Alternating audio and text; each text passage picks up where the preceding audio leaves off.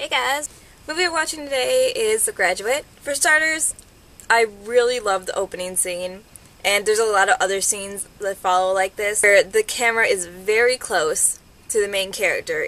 And you just see all these people around him. You're like right next to him, like pretty much breathing down his neck, and it's like this very claustrophobic style of filming, and it really captures how uncomfortable the main character is. He's supposed to be happy that he's graduated and be happy that all these people are here to be happy for him, but that's just not the way he feels. He just feels trapped by all this. The movie is very much about knowing that there's all these paths in front of you, and that there's these paths that other people want you to take. Your parents want you to do a certain thing.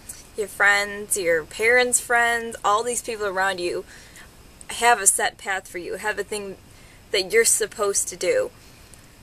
But the big decision is, what do you want to do? What are you supposed to do with your life? You're going to be at this crossroad where you don't know where you're supposed to go, or even where you want to go.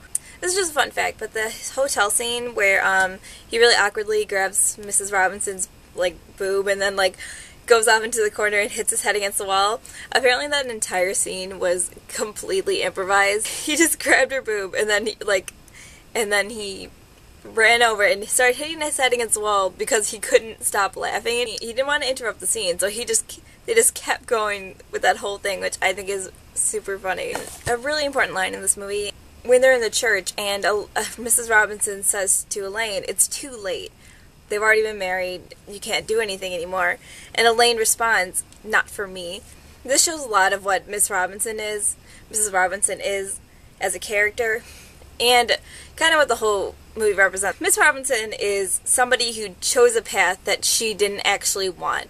She married some guy that she didn't love simply because she was pregnant, so she was forced to take a path that she didn't want to. She kind of seems to want to bring other people down just because she's unhappy. She feels that everyone around her should be unhappy, including her own daughter. At the end, you do see this theme again of, now what are we supposed to do?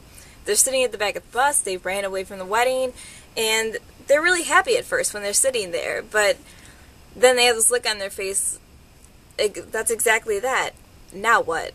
Nobody really thinks about what happens after the credits roll.